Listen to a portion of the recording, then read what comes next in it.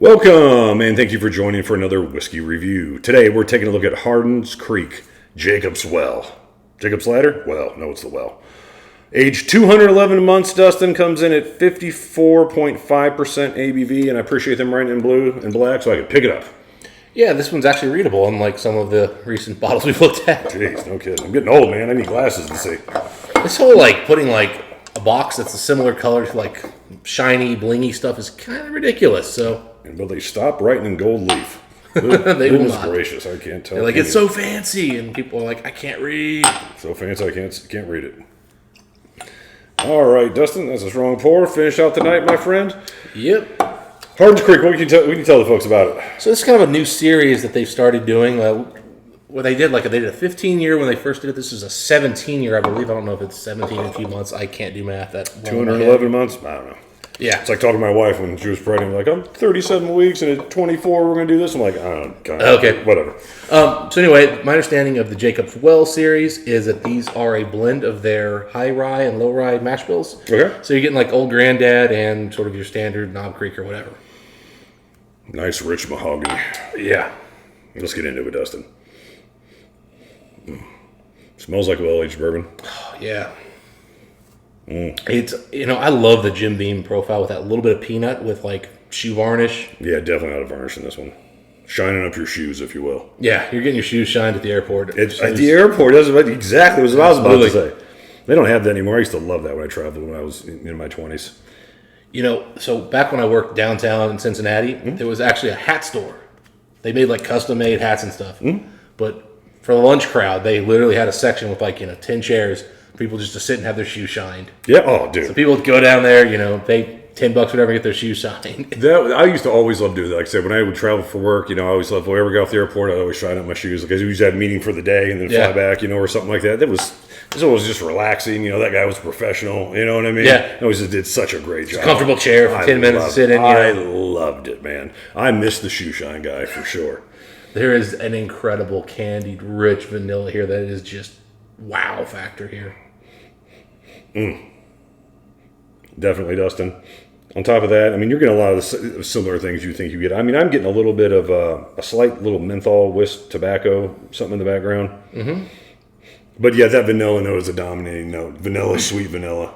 It's hard for me to get past the vanilla, varnish, and that peanut note. And it's such a weird thing with the peanut because it's because usually that kind of gives a savoriness to Jim Beam, but this is not savory at all because it just... Well, you usually get a salt note kind of to it. You know what I mean? There. It's not there. You're right. It's crushed peanut shells. I don't even know if it's peanut shells. I think it's just peanuts. You're at Five Guys waiting for your hamburger. It was a long line, and you're starving.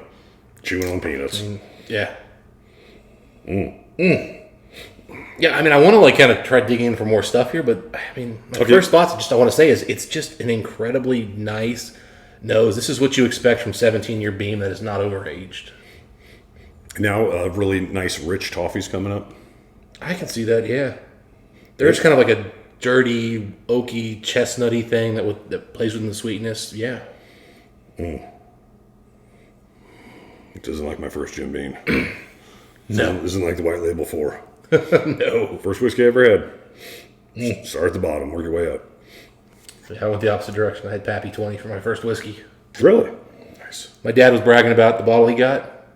So I had to try a little taste one night. I get it.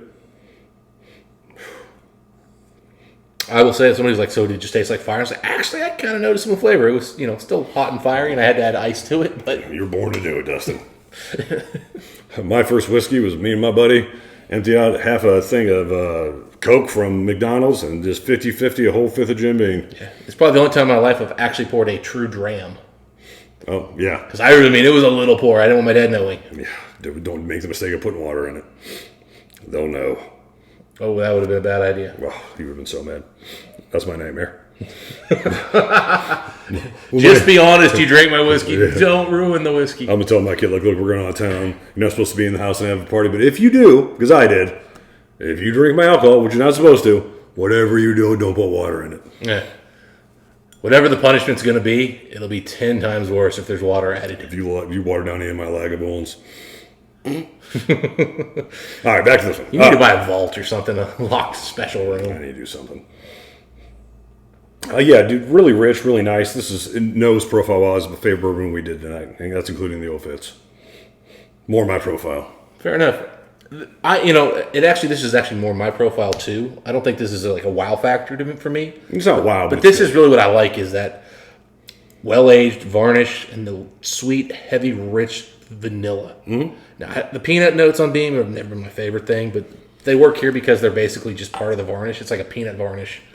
It's like, okay, this is good. Very straightforward whiskey here. Yeah. Very straightforward whiskey, but it's done nice. It means, everything we're talking about here, all the flavors, the varnish, the peanut, all those things, I mean, they're 7, 8 out of 10, all of them. Mm. And I'm really hoping I get that exact same experience because this smells like something that would taste rich. It is a rich, powerful whiskey. But whereas some of these, bourbons have been like punchy on the finish, this one just coats your mouth with this like rich, biting intensity. Like your whole mouth just gets lit up. I mean, it's just a full mouth experience that's amazing. And it's a lot of the same things we've been talking about. I will say it does kind of give me, I've used this reference before. I get some Beam sometimes.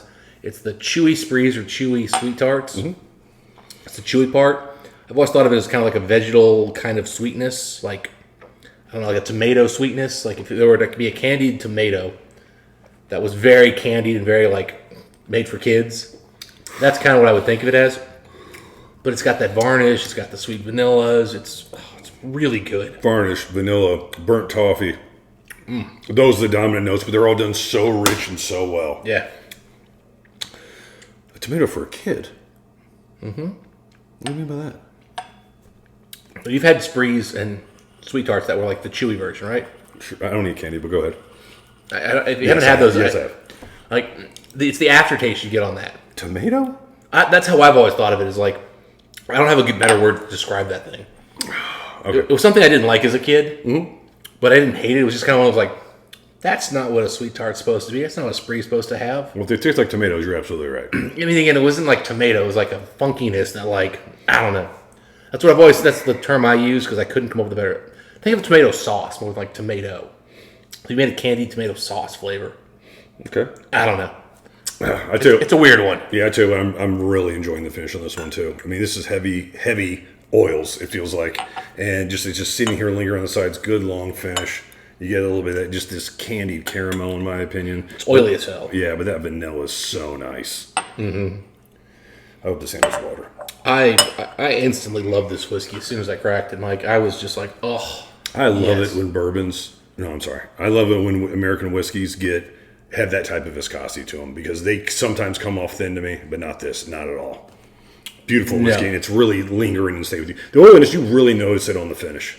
It can't last that long unless it is super oily. And I think we said this earlier, but it's 109 proof or 54.5. Yep. That's not one of the super high, crazy numbers for a bourbon, especially at this age. I mean, when we bring you guys, 130 proof bourbons, this is, in comparison, subtle. I don't think it's actually cast strength at that. Could be wrong, but usually bourbons get hotter as they age. So yeah. They brought it down, and I think they brought it down beautifully. I am enjoying this, Dustin. Nothing wrong with what watered it on the nose. Yeah, what's handled water on the nose really well. I'm really not getting anything distinctly different. Yeah, no, I mean, again, it was a pretty straightforward whiskey to begin with. You know what I mean? And it remained. Now, have you picked up the toffee note yet? I know what you're talking about. I'm wrong. Is what you're saying? No, I just like it's toffee's not the first thought I had. It's a dark caramel, I guess, for me more. Yeah, I can see where you'd say that. I'm getting a little bit more wood now with water. Wood and peanut with water. Yeah, less vanilla. The varnish went down slightly. Yes, agree, 100%. That was what we lost. We added peanut, so minus varnish. Prefer the neat, but at the same time, this is a really nice whiskey too. It's rare. We don't say we prefer neat. You know what I mean? Well, no, there's definitely been some that brought out the sweetness. It happens, especially on the nose. I said rare. Nose is common. It's palate that we usually disagree with the You're right. Water. Forgive me. Yeah, it's still lovely. I mean, well-aged bourbon is a beautiful thing, man. That's all I got to say is well-aged bourbon is wonderful. It didn't lose almost anything. So the viscosity, the varnish is back there on the palate. Almost sashaying into a little bit of chocolate. Burnt toffee. Oh, that varnish note is almost more intense now on the palate. I lost it on the nose. Well, Nin's lost nothing. His handled water incredibly well. Apple cider maybe coming through in here. Okay. It's like fall leaves, pumpkin patches, a little bit of like really rich apple cider. Yeah, it definitely is a fall whiskey. I was trying to think of Fall for sure. It's fall. I'm trying to think of other descriptors over what we already said, but man, it's pretty. Those 4 things, which is fine. I mean, if you do them really well. Yeah, it does everything really well. There's a lot here. Like, it's intense, it's full. It coats the mouth. This is the most mouth-coating whiskey we've done today. In terms of, like, every part of my tongue, every part of my cheeks, my lips, everything is, like, picking up notes and qualities. Where sometimes, you have whiskey and it doesn't really do much in certain areas. Or, like, it's alcohol. It's the same thing everywhere. If you're a whiskey fan, I don't care if you're triggering everything. Even like me who prefer scotches, you can instantly recognize that this is rich, full, solid whiskey. All right, Dustin. Outstanding. Whiskey score time. Your bottle, I'll go first. Yep. This has been one of the more impressive whiskeys, especially one of the more impressive American whiskeys that I've had today. 89 out of 100. I think this is great. I could almost go 90. I love the flavors. They're so rich, so oily, so full and round and well developed. Great whiskey. Yeah, now I'm staying in. I was about to go 90. Thoughts? So, this is like the Corvette. It's a no frills kind of thing in a lot of ways. Like, it's not the Ferrari where they've got the Alcantara and the overly engineered engine that like sounds perfect. It's built to do a task and it does it exceptionally well. America. And it competes with anybody. I mean, you could even call it like a Lexus sedan or something if you're into like luxury driving or something. It's just well done, well put together. Yep. Whereas like say like the old Fitz we had earlier, it was something different. Maybe it was a BMW. It's got a little finickiness to it. It's a little bit this, that, or the other, but it does. Cadillac. Yeah, so it's the Cadillac. What is that like? Cadillac of Cadillacs. Not that one, but it looks great, but it just doesn't function right. I'm thinking maybe like the Cadillac, like that sports car kind of thing they did. That wasn't a sports car. Yeah, the Catera. Okay, that's it. Yeah. It's different. It's awesome. This is just well done. Maybe it's the last generation Corvette because the current generation may be too good. And that's why I think I'm going to give it a 90 here. So. Dude, I was right there with you. It was an excellent whiskey. Yeah, it's excellent whiskey. It doesn't do anything wrong, and it does what it does well so freaking well. I wish it was more complex. Like it's pretty straightforward whiskey, but that's honestly the biggest knock I can give it. I think there's how am I knock something that just is not there? You know what I mean? I mean, my biggest complaint I think would be there's not like a couple transitions in there where like it swells up and down. It just hits you with awesomeness all the way through, and it's kind of the same awesomeness. Steady and balanced. Type of guy you want on the But again, this is a great sports car. That's what it is. I feel you, Dustin. Steady, balanced. It's fast. It's not the fastest car. It's not the best handling car, but it is. It looks cool. It looks cool. People know you mean business. It's not gorgeous, but like everybody still looks at it and goes, "That's a good looking car." America. Those are our thoughts on this particular whiskey. If you got a chance to try this Hardin's Creek Jacob's Well.